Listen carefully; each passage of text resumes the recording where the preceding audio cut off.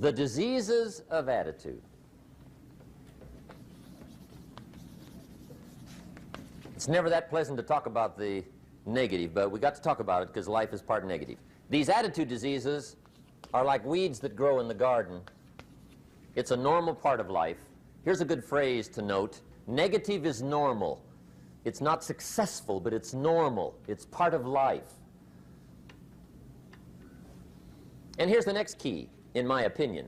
You must learn to handle the negative. Don't ignore it. Handle it. Now, I know some people teach the other way. And listen to them, and listen to me, and then make up your own mind. Right? Don't be a follower. Be a student. But I say you got to handle the negative. You don't have to live in it. You don't have to dwell on it. But you do have to handle it, my opinion. I know some people teach, just turn your head real quick and say, there's no weeds, there's no weeds, there's no weeds. They'll take your garden. So you've got to handle the negative. Here's what part of it is. It's called the Great War Between Good and Evil. Mr. Reynolds and I are working on a new book this year called The Great War Between Good and Evil. And there is a war on. The minute you were born, you got involved in the war between good and evil, between darkness and light, between negative and positive, between evil and good, between tyranny and democracy, between weeds and human activity. I mean, the war is on. If democracy sleeps, guess who never sleeps? Tyranny. In the absence of light, guess what's automatic? Darkness. If good does not arouse itself and become active, guess what moves in? Evil. It's a war. A mental war, a physical war, a financial war, between enterprise and ease, between accomplishment and failure. It's a war. That's why there's an Old Testament phrase that gives the best advice for human activity when it says, 6 days labor, 1 day rest. Now, I'm sure we've taken that to mean, don't work all 7 days, take one off. Here's what it also means, only take one off. Or you're liable to lose the war. Now, we've got it down to 5 and 2, and maybe that's not too dangerous. I don't know. If God would have thought of 5 and 2, he might have made it 5 and 2. I don't know. You can't think of everything. But here's what it does mean. Enterprise is better than ease. If you rest too long, the jungle overtakes the village. Now, here's the good news about the war between good and evil. Evil is no match for good, but good must be active. Weeds are no match for human activity, but if you stand still, how far in will they come? All the way. They'll grow right up around your shoes. But if you get busy, how far back can you take them? As far as you wish. They're no match, but you must be active. That's why the 6 and 1. Make sure you're not losing the war by taking off too much. Guess what the average years are after retirement? 6. 6. Which means don't retire. Your chances are too slim. Okay. The war between good and evil, the weeds. You got to make sure you recognize the negative, handle it, deal with it, and then go on. Let's make a list of the diseases of attitude that can wreck all your chances to do well. One of the words that destroys everything is called neglect. Neglect. And I found this out. A week of neglect could cost you a year of repair. It isn't worth it. So what to be on the lookout for? Here's the list. If you were making it, you'd have the same list I've got. Right? We're not covering anything new tonight. This is a reminding session, not a teaching session. But it doesn't hurt to go over it again. Here's the list. Attitude diseases. Number one is indifference. The shrug of the shoulder. The guy's not even concerned. He's just drifting. This is called the mild approach to life. A disease known as mildness.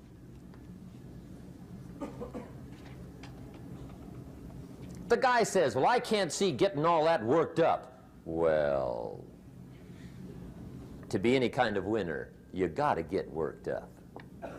There's one problem with drift. You cannot drift to the top of the mountain.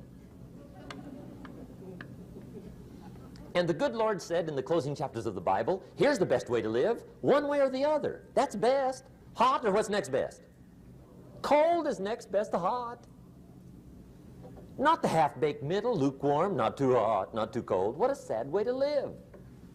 I think what it means is pick a direction and go with everything you got. Just pick one and go. Somebody says, yeah, but what if it's the wrong direction? You'll find out quicker. It won't take you 25 years to wake up and say, oh no, I've been walking the wrong road. I told my staff the other day, next best to prosperity is adversity. If one doesn't get you, pray for the other. We all do better from one of two reasons, inspiration or desperation. And I don't wish anything bad on you tonight, but if you're not inspired, I hope a wagon comes down your rut.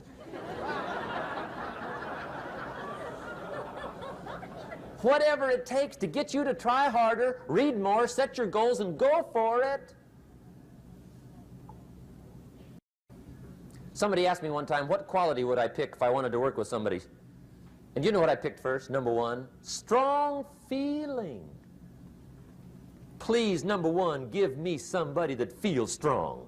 About most anything, I don't even care. Just so they believe it. Even if they disagree with me. Wonderful. Just so they disagree vigorously. I'm not saying it's easy to win those kind of people to your point of view, but I'd rather do that than to try to resurrect people from the dead. Pump them up every month, pump them up, pump them up. I pass. The good Lord needs a leader for the early Christians. Remember the early days of the Christians? Not like today. If you were to stand up in the early days and say, I'm a Christian, cut off your head, toss you and your wife in jail, let you rot. I mean, those were ugly days. Being a Christian back then was not called socially acceptable. They didn't have 125,000 in the Los Angeles Coliseum to hear Billy Graham on a Sunday afternoon. Not back in those days. Back in those days when the Christians got in the Coliseum, it was a different story, right? I mean, the word was, stay out of the Coliseum, especially on Sunday. Last Sunday was Lions 33, Christians nothing. See, those were mean, tough struggle days for the Christians. Now, when the days are mean and tough and struggling, you got to have some kind of leader. Do you know who the good Lord picked for the leader when the days were mean and ugly? Saul. From Tarsus. That's who he picked, Saul. I'll tell you what, I would have picked him. You would have picked him. Anybody would have picked Saul. Saul was one of those incredible guys. Once he got into something, look out. Everybody in the community knew what Saul was in. Because whatever he joined, he'd flip all the switches, open up all the dials, turn on all the faucets, and go like mad. He was known as All-Out Saul. I mean, he was something else. Now, at first, it wasn't working out well. Saul hated Christians, which makes a poor leader, right? I mean, that won't work. Saul got this bug somewhere about the Christians. He got to hating Christians. And he hated them so bad, every time somebody would say Christian, he'd fly into a rage.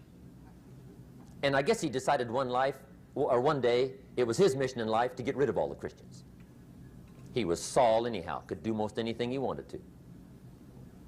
So he got him these letters of authority to go around to the various communities and hunt down the Christians. They said, do whatever you want to with them, Saul. They're unpopular anyhow. Drag them in the streets, whip them, stone them, torture them, kill them. You mention the name Saul from Tarsus to the early Christians. I'll tell you what they would do. They would run, hide, lock the doors, leave town, dive underground. I've been in the catacombs of Rome where they hid. He was mean. I mean, terribly mean. But remember the story? One day Saul's making it for Damascus. Heard about some new Christians, flies into a rage, takes off for Damascus. And the story said he was angry. There's a little sentence in the story that says, on his way to Damascus, he was breathing out threatenings and slaughter, which meant he felt rather strong about the idea, right? That's strong. That's strong. But on this journey, right, according to the story, as Saul was making his way to Damascus, the good Lord looks down out of heaven and says, there's my man, Saul. He's got to be something else. And according to the story, this great light shines out of heaven, knocks him flat, right off his horse, grinds his face in the dirt, and blinds him for 3 days. The good Lord using recruiting tools we can't use, but when you're Lord, right? To make a long story short, Saul from Tarsus becomes converted to Christianity. He becomes Paul, the great leader, the apostle. And without a doubt, the good Lord got him a dandy. One he didn't have to pump up every month. In one of his later writings, he said, the things I once hated, I now love. The things I once loved, I now hate. See, that's strong. Here's the key to the good life. Learn to put everything you've got into everything you do. Whatever you are doing, pour it on. It will quickly open up into opportunity or quickly disclose to you that you ought to be doing something else. The delusion is, if I had a better job, I'd really pour it on. See, that's delusion. Wherever you are, pour it on. Don't give somebody half a job for a day's pay. Pour it on. See, that'll help change your life. Get rid of this disease. Here's the next attitude disease, indecision.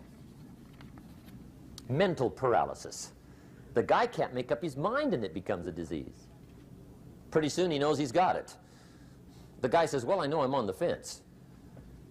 But he says, what if I get off on the wrong side? Listen, after a while it doesn't matter. Just get off. Any side will do. A life full of adventure is a life full of many decisions. The ones that turn out to be wrong give you better experience to make better decisions. So don't see how many decisions you can get out of, see how many you can get into. That's where the adventure is. So shake off this disease, indecision. The next one is doubt. Doubt's like a plague, and one of the worst is self-doubt. There are many, but that's one of the worst. The guy doubts himself, doubts if it'll last that long for him, doubts if he can do that well, doubts if he can make that much, doubts if he can accomplish all that. A chronic, excellent self-doubter. You can imagine what damage that does to your future. So here's the key. Turn this coin over and become a believer. And there's many things to believe in. One of the majors is yourself. The understanding of self-worth is the beginning of progress. Now, if those three don't get you, this one will. Worry. That's a devastating disease. Worry. Worry causes health problems, social problems, personal problems, family problems. It's devastating. Worry long enough, it'll drop you to your knees. Could reduce you to begging. I know how bad this one is. I used to have it bad. I used to be known as a super worrier. Not a super warrior. No, super worrier. My family wished I'd have been a warrior. I got those years to make up for. But I'll tell you what. My advice to you is do what I finally did on worry. Give it up. Who needs it? I'm not saying it's easy. I'm saying it's worth it. It took me almost 1 year to kick the worry habit, and it was not an easy year. It was one of the toughest years I ever spent, but I finally got that monkey off my back. And I discovered you could live the most incredible life free of worry. Not free of challenge, not free of difficulty, free of worry. I learned how to do it, and you can. Here's the next attitude disease. Over caution. Some people never will have much. They're too cautious.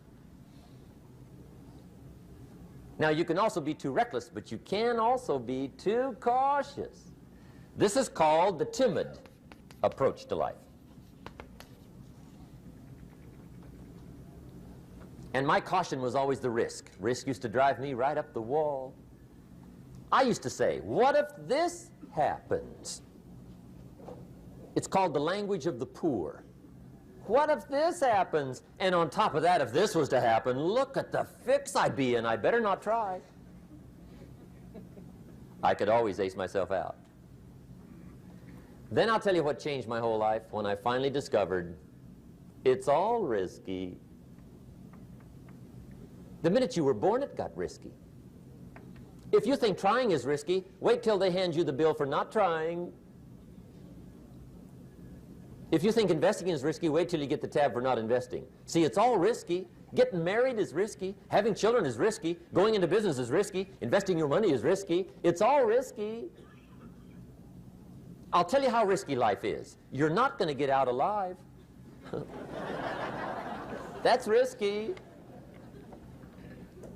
The Englishman says, well, if that's the way it's going to work out, let's give it a go. Right, that's what it's for. Give it a go. Somebody says, yeah, but I'm looking for safety and security. Fine, then huddle in a corner. We'll cover you with a sheet, bring you 3 meals a day. And we'll protect you, feed you, look after you, care for you. We won't let anything happen to you, and you'll probably live to be 100. The guy said, well, yeah, I'd live to be 100. But what a way to live. Right. What a way to live, safe and secure. Don't ask for security.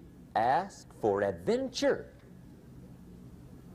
Better to live 30 years full of adventure than 100 years safe in the corner. And see, it's not important how long you live. What's important is how you live.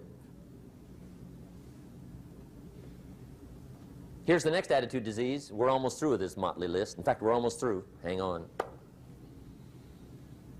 The next one is pessimism. Pessimism, the deadly disease of always looking on the bad side, the problem side, the difficult side, checking all the reasons why it can't be done. The poor pessimist leads an ugly life. He doesn't try to figure out what's right. He tries to figure out what's wrong. He doesn't look for virtue. He looks for faults. And when he finds them, he's delighted. How ugly. This is the poor guy who looks through the window, doesn't see the sunset. He sees the specks on the window.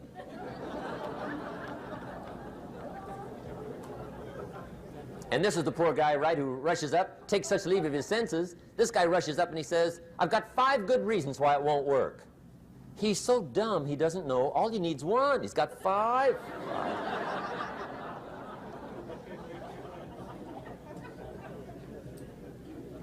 To the pessimist, the glass is always half empty. To the optimist, the glass is half full. Why would the same measure affect people 2 different ways? Answer, it all depends on how you look at it. Our lives are mostly affected by the way we think things are, not the way they are. The way we think they are affects us most. There's a subject we don't have time to get into tonight called better thinking habits. One of the major things Shove taught me when I met him, he said, poor thinking habits keeps most people poor. Not poor working habits. Most people work hard, but they don't think hard. And Shove taught me that the mind is like a factory, a mental factory. And whatever you think about all day long pours ingredients into this mental factory. And that's what builds the economic, social, financial fabric of your life. He quoted me a Bible phrase that says, as you think, so you become. How awesome. When he talked about poor thinking habits, he had me. I used to start the day reading the morning newspaper. I mean, you can believe that or not. I'd get a cup of coffee and read the paper. I'd load up on wars and riots and murders and stabbings and killings and bank robberies and muggings and car wrecks and tragedies. I'd even read the back pages. I seem to like that stuff for some weird reason. I'd load up on all that, and then I'd start the day. You can imagine the kind of days I used to have. You walk around on your financial knees. They call you economic peewee.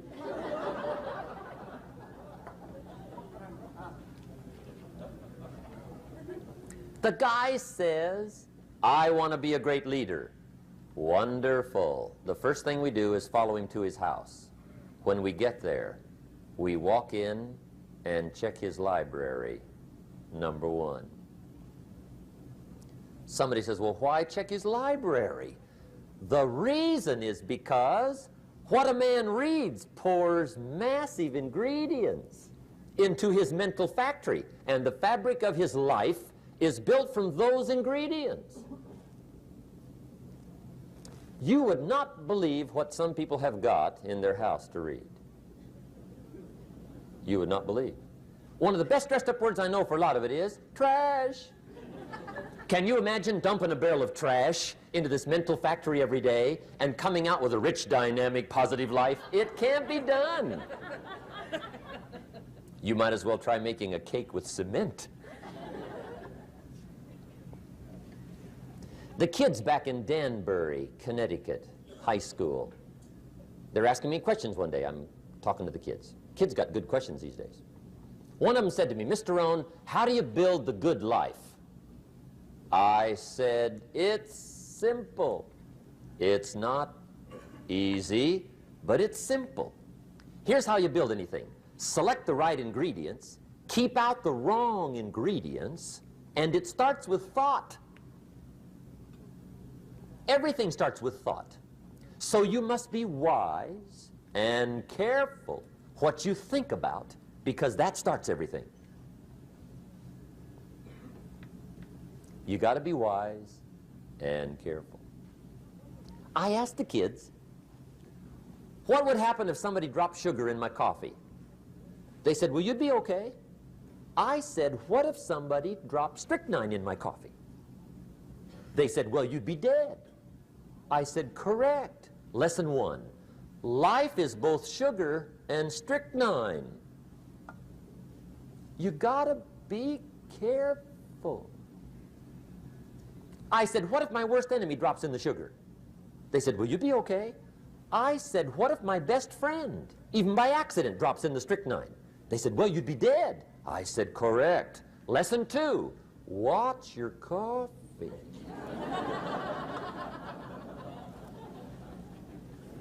You got to be careful. See, it doesn't matter who hands you the bad stuff. It doesn't matter where you get the bad stuff. It'll still do its damage on your bank account, wherever you get it. Mr. Schoaf gave me one of the greatest phrases when I first met him when he said, Jim, every day stand guard at the door of your mind.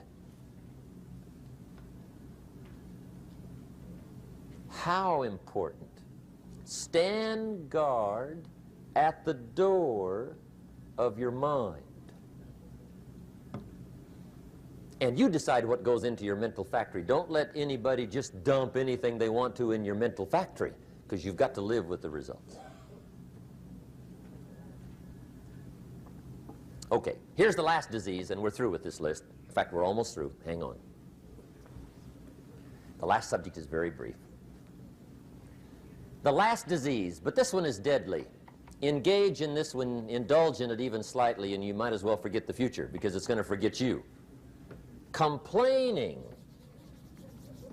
crying, whining, griping, a Bible word called murmuring. See, that'll ace your future. Spend 5 minutes complaining, and you have wasted 5. And you may have begun what's known as economic cancer of the bone. Surely they will soon haul you off into a financial desert and there let you choke on the dust of your own regret. I hope I said that well, so you won't forget. It's a deadly disease. If you don't think it's bad, ask the children of Israel of Old Testament fame. Typical of us all, their story just happened to get in the book. Story says, children of Israel were slaves. God performed a series of dazzling miracles and got them out. And now they're heading for the promised land. Remember the story? Heading for the promised land. Tragedy of the story, they never got there. Reason: from day one, they started to complain. They griped about the water. They griped about the weather.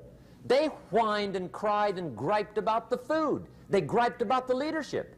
They whined and cried because it was too far, too cold, too hot, too difficult, too miserable. I mean, they whined and cried for years. Finally, God said, "I've had it, trip canceled." Or something like that. The story says they died in the desert, never got to the promised land. Which I think means two things. Indulge in this long enough, you get your future canceled. And I guess it also means even God himself can only take so much.